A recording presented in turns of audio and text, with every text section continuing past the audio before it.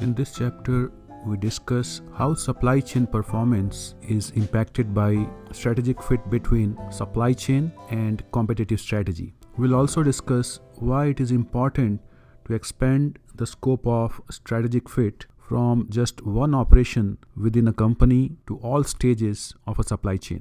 We'll also discuss how to overcome some of the major challenges in managing a supply chain. So the word competitive relates to competition where you have one or more competitors involved. And what strategy a company must adopt so that they stand out compared to their competition. So that's the key thing. So competitive strategy defines the set of customer needs a firm seeks to satisfy through its products and services. So satisfying customer needs can take many forms.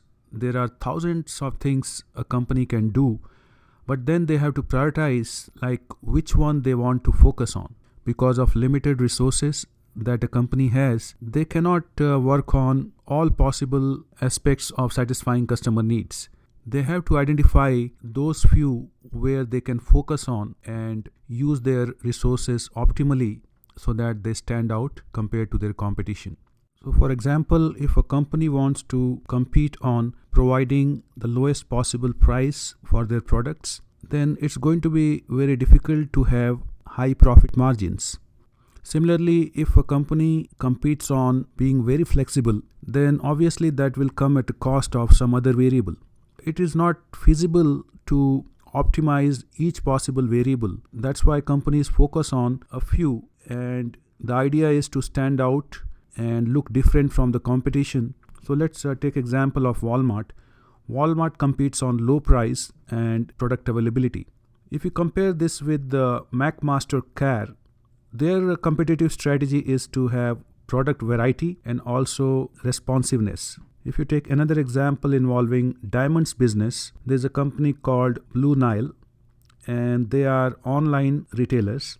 They have more than 90,000 stones on their website, but obviously choosing a particular stone and getting it, there will be some delay. It is not like immediate. If you compare that to another strategy followed by a competitor like Jails, which has retail outlets, although they have less than 1,000 stones, customers are able to see them and hold them much quicker than what they will see on the online website. So different businesses have different competitive strategies. So basically a competitive strategy targets one or more customer segments and then provide products and service that fulfill customers' needs. Now to understand the relation between competitive strategy and supply chain strategy, let's look at the value chain. So this value chain begins with new product development where the specifications of the products are created. And then you have marketing and sales, which help to generate customer demand by making use of advertising and other means. At the same time, marketing also brings back feedback from the customers and provides it to the product development team so that the product design and product development processes can be improved. On the other hand, you have operations which converts inputs to outputs in such a way that the product development specifications that were designed earlier are met. And then we have distribution and customer service to help fulfill customer needs. New product development, marketing and sales, operation, distribution, services, these are the core processes or functions that a company has, and they are supported by finance, accounting, information technology, and human resources. So note that for the company's competitive strategy, each of these functions also need to come out with their own strategies. For example, a product development strategy would involve specifying the portfolio of new products that a company will try to develop. It may also involve decisions such as whether it will be done in-house or it will be outsourced. Whereas marketing and sales strategy will look into how the markets will be segmented, what will be the price of the products, how the product will be promoted, and so on. And supply chain strategy would involve procurement of raw materials and how these materials will be transported, manufacturing of the product or providing a service, and finally distribution to the customer. So supply chain strategy basically specifies what operations, distribution, and services should do, and also what are the priorities. So, supply chain strategy has been traditionally called with various names such as supplier strategy, operation strategy, or logistics strategy.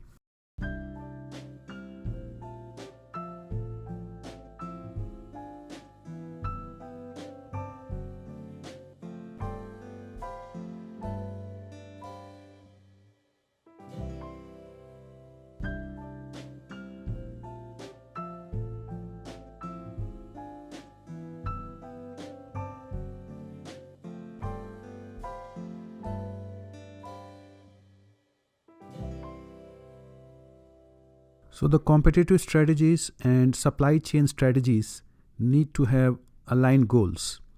Only then we can say there is a good strategic fit.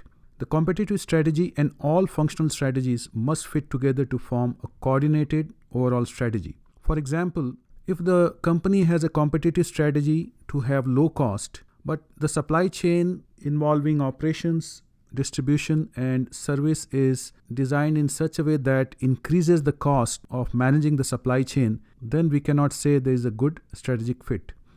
So, this alignment is very important. The different functions in a company must appropriately structure their processes or resources to be able to execute these strategies successfully. Again, if the idea is to reduce the overall cost of developing a product and delivering it to the customer, and if at the new product development function the specifications are created which are really strict, what will happen is that it will make manufacturing difficult. There will be many parts or components or products which will not meet those strict specifications and may have to be rejected or reworked or totally scrapped, and that will increase the cost. So it is important that all the functions are also aligned towards the overall competitive strategy. Another example could be where we have marketing which advertises to provide large variety of products very quickly. But distribution may want to decrease their cost, and to achieve that, what they may do is they may wait for sufficient orders so that they can send fully loaded trucks which will reduce their cost instead of sending them half loaded or less loaded. Or they may try to reduce the transportation cost by using a lower cost means of transportation. So this will again create a problem in the strategic fit. The design of the overall supply chain and the role of each stage must be aligned to support the supply chain strategy. Overall, within the supply chain, between the functions or within the functions, all the strategies or all the actions that are being taken should be aligned for company's success. So there are 3 proposed steps that can be used for achieving strategic fit. So first step is to understand the customer demand and supply chain uncertainty. So to understand customer needs, a company will have to identify the needs of the customer segment they are trying to serve. For example, if customers are looking to buy something quickly, they may go to, let's say, Walgreens or CVS, and they may be ready to pay slightly more price for those items. But if a customer is looking to reduce cost and is willing to wait more, they may go to places like BJ's or Sam's Club. They may be able to purchase those items in bulk to reduce the price, although it may take slightly more time for them to go through all the processes of completing the purchase. So customer demands from different segments may vary along various attributes, and some of the attributes are listed here, starting with the first one, which is quantity of product needed in each lot. For example, if we are looking at a production line and they need to do some very quick repair, so that order is likely to be small as compared to a company which is trying to install a new production line. So there the demand may be high. Another attribute is response time customers will tolerate. So something that is to be done urgently, like repairing a production line, so a customer may not be willing to wait too much, whereas when they are constructing a new production line, slightly higher wait time may still be okay. Another attribute is variety of products needed. If you think of emergency repair order, so customer may place a very high premium on the availability of all parts, and that may not be the case when they are trying to construct a totally new production line. So service level required for emergency orders, obviously the service level has to be quite high because the customer needs something urgently. In other cases where it is not needed urgently, a customer may be willing to tolerate high lead times. Similarly, for the price of the product, when a customer needs something urgently, they may be willing to pay slightly higher prices. For example, if you want to buy something on Amazon, you may see that if you want it within 24 hours, the transportation cost may be higher compared to if you are willing to wait for like 1 week or 2 weeks, your cost will be slightly less. Innovation can also have impact on customer demand. So a customer who purchases products from high-end department stores may be looking for more innovation and new designs. On the other hand, a customer who is looking for lower price and goes to places like Walmart, so those customers may be less sensitive to innovation and product design changes. So within a segment, customers may have similar needs, but these needs may vary from one segment to another. Although we have a list of several attributes that have impact on customer demand, we may be able to combine these into a single key metric or key measure. Demand uncertainty is the uncertainty of customer demand for a product. So this can be impacted by so many things. In holiday seasons, demand may be higher compared to other times. Similarly, there could be products which are more sensitive to seasons. There could be products that have a higher demand in summer versus winter, or vice versa. So this demand uncertainty obviously has impact on supply chain. So implied demand uncertainty is the resulting uncertainty for supply chain. Given the portion of the demand the supply chain must handle. So let's look at the next table, which illustrates how various customer needs affect implied demand uncertainty. Range of quantity required increases. So for example, maybe in some weeks the need may be just 2 TV sets, whereas in some other weeks it may be 20. What impact it will have on implied demand uncertainty? So it will increase it because a wide range of quantity required implies greater variance in demand. So if the lead time decreases, it will also increase the implied demand uncertainty because supply chain has less time to react to these orders. When the variety increases, this uncertainty increases because demand per product becomes less predictable. When number of channels through which product may be acquired increases, for example, if a customer is able to buy an electronic item from Best Buy, and also they may be able to buy it going to their website. So that also increases implied demand uncertainty.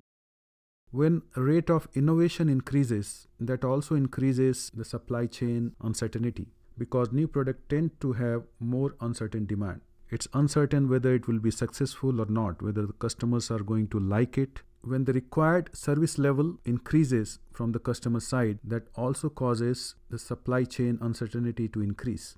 So we can see that each of these customer needs contributes to implied demand uncertainty, which means that we can use this as a common metric that can help to distinguish different types of demands. So there was some research done by Fisher, and there was a paper published in Harvard Business Review in 1997, and this data is from that paper. So it looks at correlation between implied demand uncertainty and some other attributes. When we have high implied uncertainty, product margins are usually higher. This is because these products are mostly immature, and because these are like new products, they have less and less competitors, and because of that, product margins are higher.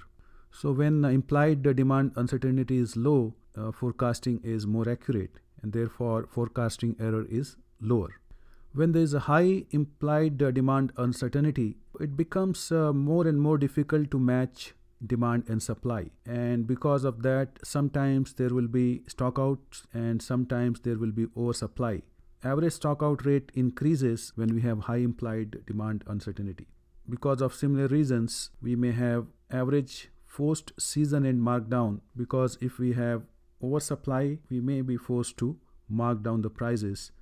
So if we take an example of a product with low implied uncertainty, such as table salt, you'll find that it has low margin and the forecast for the demand is likely to be more accurate. It will face low stockout rates, and also markdowns will be more or less nil. But if we look at other end of the spectrum and take an example where the product has high implied uncertainty, one such example could be a new smartphone. A new smartphone will likely have high margins. It will have inaccurate demand forecasts. Stockout rates may be high. For example, if a phone is successful, it may not be available immediately. For example, in 2016, when Apple launched iPhone 7, sometimes the waiting times were several weeks. On the other hand, there could be situations where there may be large markdowns. If you take example of the Samsung's new phone in 2016, so it developed some problems like it was catching fire and so on, and because of that they had to take a large markdown. Apart from demand uncertainty, there may be uncertainty because of the capability of the supply chain itself. So if there are frequent breakdowns, that will increase supply chain uncertainty. For example, in electronic industry, when new components are introduced, they tend to have more frequent breakdowns and also create low yields because of that. So from the supply source side, if there are frequent breakdowns, that may cause delays and that may increase the supply uncertainties. When we have new products, it may be difficult to meet the specifications and the tolerances provided by the product development team, because initially the processes may not be optimized for this new design. It may take some time before the optimization is achieved.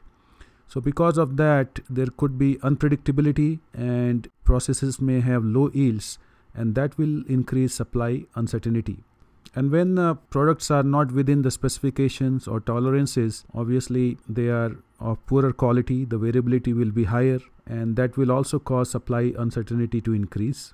So supply capacity low means maybe the demand is for 50,000 cars, but the company is able to only produce 20,000 cars. That may cause a lot of supply uncertainty. If we have inflexible supply capacity and if there are some new design, so new design may require some changes in the processes, and because the supply capacity is really inflexible, those changes may not be easy to implement, and that also may cause supply uncertainty to increase. Production processes, especially for the new products, initially are not that capable, and the capability evolves over time. So initially, because of that, the quality is poor, yields are low, and as the product matures, things improve. Supply uncertainty is also impacted by life cycle of the product. So when new products are introduced, and because design and production processes are still evolving, that will cause supply uncertainty to be higher. So when we combine demand and supply uncertainty, we can get this spectrum that you see on the next screen. This is implied uncertainty spectrum for demand and supply. And if you look at a new communication device such as a new smartphone, we are going to see highly uncertain supply and demand. So I gave example of Samsung and Apple phones in 2016. But if you look at salt, which is sold at any supermarket, you will see that it has more or less more predictable supply and demand. And then there are a host of products that may be somewhere in between. So basically, first step in achieving a strategic fit between competitive strategies and supply chain strategies is to have a good understanding of customers and supply chain uncertainty. And we can combine these two uncertainties from customers and supply chain into implied uncertainty spectrum, as we have seen on this slide.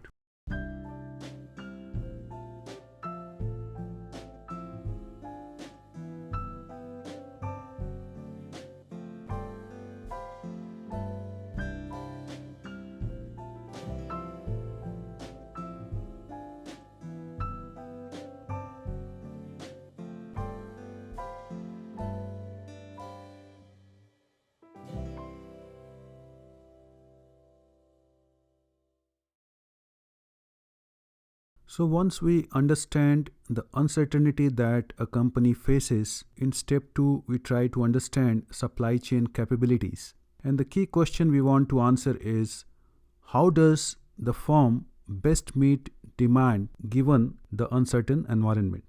So here creating a good strategic fit is all about how to design a supply chain which has appropriate level of responsiveness compared to implied uncertainty. What is a supply chain responsiveness? So basically it is the ability to respond to wide range of quantities demanded. Responsiveness also is to be able to meet short lead times, should be able to handle a large variety of products. They should be able to build highly innovative products, meet high service level, and also handle supply uncertainty. So more of these abilities any business or a firm has, more responsive it is. But this ability obviously comes at a cost. So let's look at cost responsiveness efficient frontier. So on this graph you have cost on the x-axis, which goes from high to low, and on the y-axis we have responsiveness, which goes from low to high. And the curve here indicates the efficient frontier, which means that a company which is on this curve is operating at the optimal level. So if a company is not on the curve, for example, let's say a company is somewhere here, that means that company has a scope to improve or reduce their cost. For the same level of responsiveness, they can move from here to here. So they can reduce their cost and provide the same level of responsiveness. But if you look at a company which is already on the cost responsiveness efficient frontier, they can improve their responsiveness only by increasing the cost. So if they want to move from here to, let's say, somewhere here, so that they have higher responsiveness, but that will come at a higher cost. And another point is, when the company is on this efficient frontier, they may be looking to improve their processes or invest in new technologies that may help in moving this frontier itself at a higher level. So this cost responsiveness efficient frontier helps a company to make a trade-off between responsiveness and cost. Supply chains can range from those supply chains that want to be very highly responsive as compared to other supply chains that want to be very, very efficient. This graph shows you the responsiveness spectrum. If you look at highly responsive side of the spectrum, you see examples like 7-Eleven, Japan. So 7-Eleven is able to replenish breakfast items in the morning, lunch items in the afternoon, and dinner items in the night. So essentially, product variety changes by the time of the day for 7-Eleven.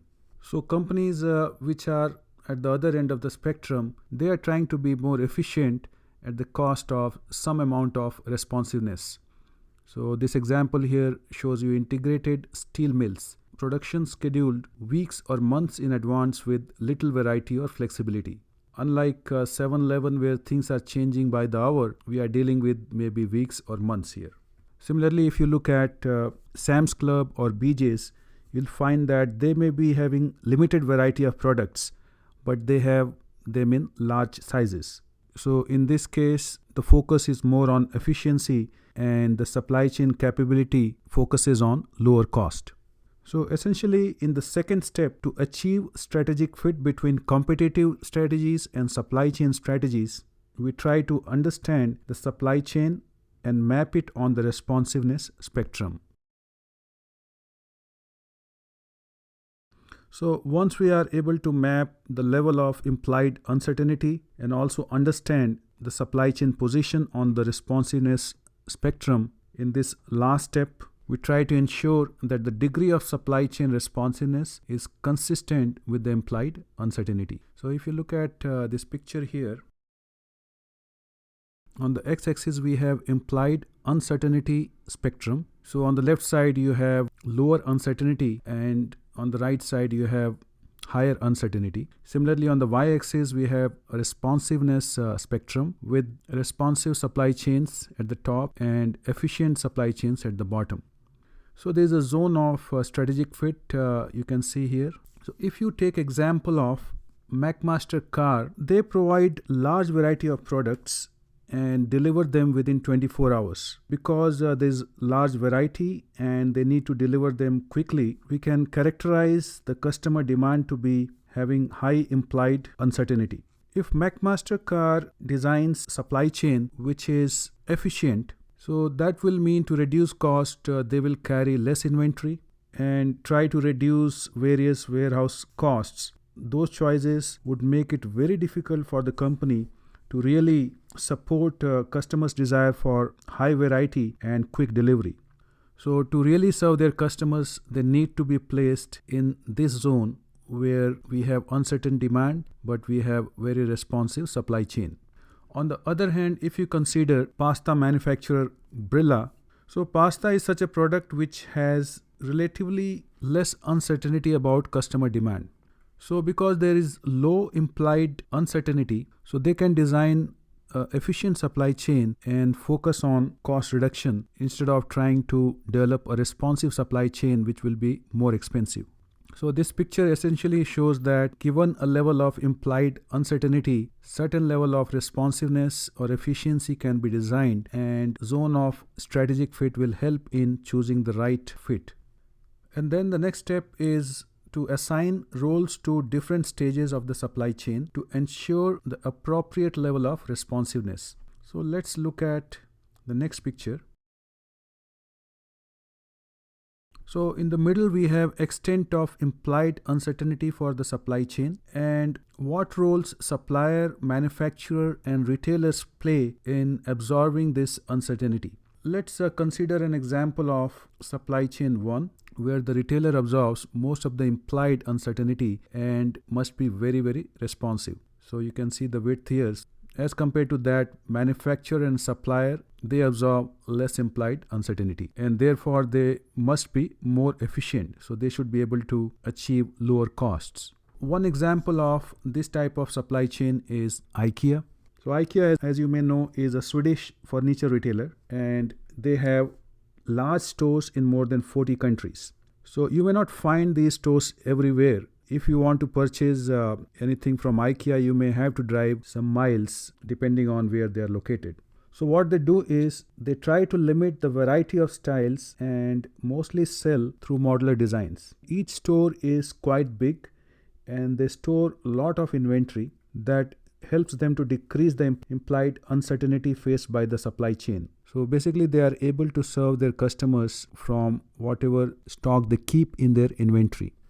So because they keep very large inventory, most of the uncertainty faced by the supply chain is absorbed at the store itself and very little uncertainty is passed to the manufacturer. These manufacturers therefore can be located in low cost countries and could be more efficient.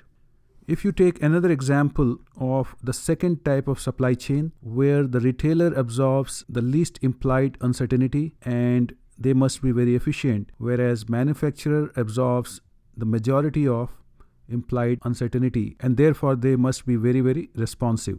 One example of this type is England Incorporation, which is based in Tennessee.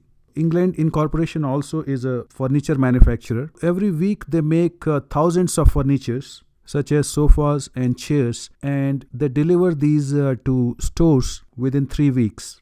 And those retailers allow customers to choose from a wide variety and promise them relatively quick delivery. So obviously this imposes very high level of implied uncertainty on the supply chain and most of this is absorbed by the manufacturer, whereas the retailers, they need to be more efficient. So retailers do not carry much inventory. Similarly, by holding more raw material inventories, the manufacturer allows the supplier to be more efficient.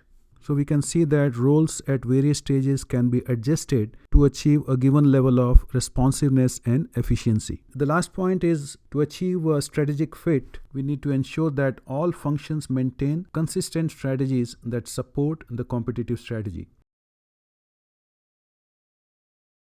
So let's look at the table that lists some of the major differences in functional strategy between supply chains that are efficient and those which are responsive. So the primary goal for efficient supply chains is to achieve lowest possible cost, whereas responsive supply chains obviously need to respond quickly to the demand. And this quickness comes at a higher cost. If you look at product design function and the related strategy, to have efficient supply chains, the strategy would be to maximize performance at the minimum product cost. Whereas responsive supply chains, the strategy would be to create modularity to allow postponement of product differentiation. So having modular design will help in making the business more responsive. Pricing strategy for efficient supply chains will be to have lower margins, whereas in responsive supply chains, their strategy would be to go for higher margins. So customer may be ready to pay higher price to get the product or service faster. For efficient supply chains, manufacturing strategy would be to lower the cost through high utilization. In the manufacturing, if there are several machines, making sure that these machines are running all the time and they are not sitting idle will lead to high utilization. Another way to have high utilization is have big lot sizes. So instead of changing from one product or one type of product to another, which reduces machine utilization, the idea may be to run big lots so that the changeover time can be avoided. Because sometimes when we want to change from one product to other product in manufacturing, it can take maybe several hours. But for responsive supply chains, the strategy would be to maintain capacity flexibility. So there the idea is to be more flexible by going with the smaller lot sizes, but obviously that will come at a higher cost. Inventory strategy for efficient supply chain will be to minimize the inventory cost to lowest possible. So keeping very few items in the inventory is the objective here. But with the responsive supply chains, maintaining buffer inventory to deal with demand or supply uncertainty is more important. So in the example of IKEA, they maintain huge inventory to absorb demand supply uncertainty. Lead time strategy for efficient supply chains will be to reduce the lead time, but that should not come at a high cost. Whereas for responsive supply chains, the idea is to reduce the lead times aggressively, even if it is going to cost more. Supply strategy for efficient supply chains is totally driven by cost and quality. But for responsive supply chains, suppliers are selected based on their speed, flexibility, reliability, and quality.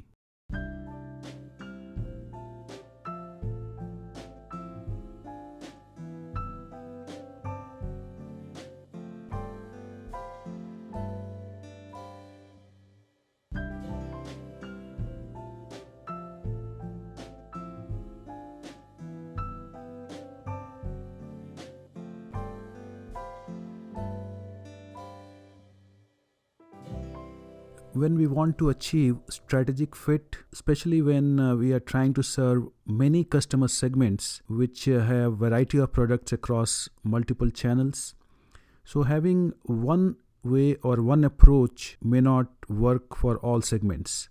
So some amount of tailoring of the supply chain for achieving a good strategic fit is needed.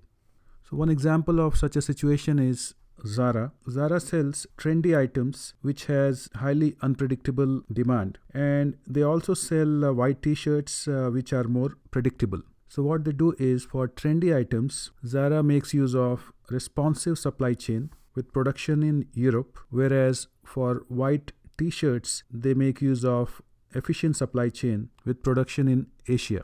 So instead of using a single supply chain strategy, they have two different approaches, and this tailoring definitely provides a better strategic fit.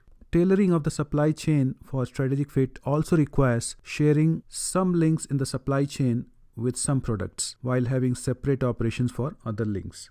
So idea of sharing links is to achieve high efficiency and at the same time providing appropriate level of responsiveness.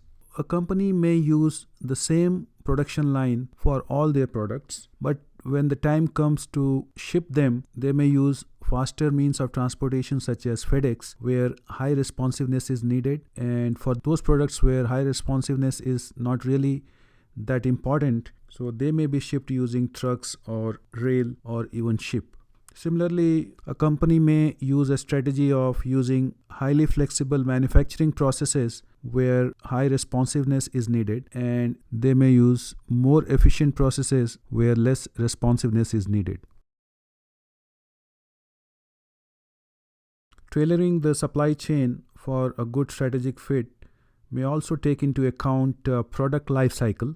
So as you know, at the beginning stages of life cycle, demand is very uncertain and supply may be unpredictable.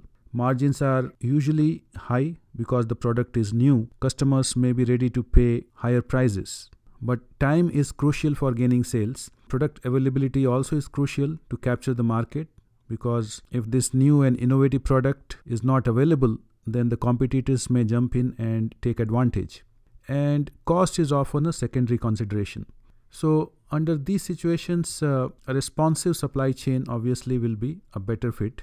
And for the same product, when it is in the later stages of its life cycle, demand may become more certain, supply becomes more predictable, and margins become lower because more competitors come into the picture, and then price becomes a significant factor in customer choice. So at later stages of a product, it will be better to have efficient supply chain design. So now let's look at how the strategic scope has expanded with time. So scope of strategic fit refers to the functions within the firm and all the stages across the supply chain that devise an integrated strategy with aligned objective. If you look at the first one, intra-operation means within the operation. When we have intra-operation scope, each and every stage in the supply chain, they devise their own strategy independent of others. So basically they are trying to minimize the local cost.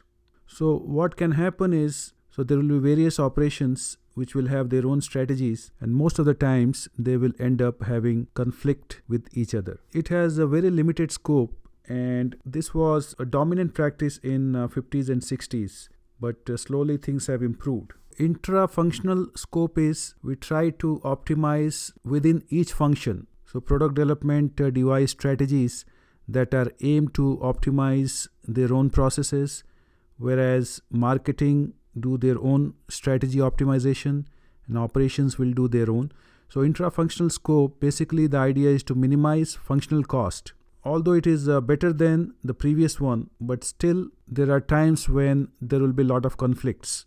So for example, marketing and sales may focus on revenue generation, whereas manufacturing and distribution may try to minimize cost. Interfunctional scope, which is between the functions, obviously is broader than intra-functional scope, and the idea is to maximize the company profit. You have various processes, stages, functions within the company, and the idea is to minimize the cost and maximize profit.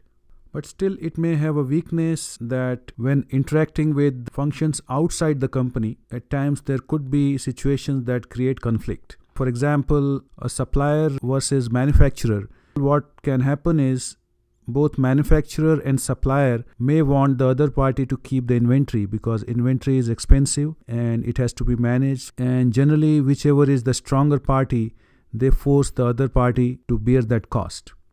Intercompany scope enlarges that scope further. With intercompany scope, the idea is to treat even supplier as a partner and maximize supply chain surplus. So when information is shared between the manufacturer and the supplier, so both can benefit. So far, whatever we have discussed it in static context. But in real life, things are more dynamic, and that's where agile intercompany scope comes into picture. With agile intercompany scope, the idea is to have ability to address strategic fit with the various supply chain stages that change over time. So as we know, customers' demands change over time, and with these changing demand and needs, a firm should be agile enough to ensure strategic fit. So we have seen that to have a good strategic fit, a company needs to find a balance between responsiveness and efficiency. But while doing this, companies face several challenges. When we have increasing product variety and shrinking life cycles, it leads to higher uncertainty, and which in turn creates difficulties in achieving a good fit. when product variety is lower, company may be in a better position to really achieve a good strategic fit. One example is Apple. Globalization and increasing uncertainty is another challenge. So different countries have different rules and different laws, and also there are fluctuation in exchange rates that can have a big impact on businesses. If you look at a recent example in growing economies, India has recently banned 500 and 1000 notes. So obviously it will have big impact on the currency. Similarly, changes in the oil price, it has big impact on the transportation costs. So therefore, in order to maintain a strategic fit, businesses must take into account the global risks and uncertainties involved. Another challenge is fragmentation of supply chain ownership. So nowadays, many businesses are less vertically integrated compared to earlier times. Many companies have even outsourced their non-core functions. So in the supply chain, we may see so many different owners, and aligning all members of the supply chain is really important for achieving a good supply chain fit. So with the changing technology and business environment, businesses must continuously evaluate their supply chain strategies and make sure to maintain the strategic fit. For example, Dell was very successful when they were providing customized PCs, but around 2005, the market had changed to more interest in laptops, and customers placed less value on customization. So as a result, Dell was forced to rethink their supply chain strategy to address this change in the business environment. Another example is in 90s when Blockbuster was very popular. They allowed customers to rent video cassettes, but with changes in technology, Netflix came into picture and took advantage of new technologies, initially by shipping DVDs and providing customers with much more variety. And then with growth in bandwidth, they were able to stream digital content directly to customer homes. Environmental issues and sustainability recently have become really important from customer point of view, and also from time to time governments come out with laws that help to protect environment and also try to ensure sustainability, and businesses obviously have to respond to these changes as and when they come. So overcoming these challenges sometimes offers a tremendous opportunity for businesses to make use of supply chain management and gain competitive advantage.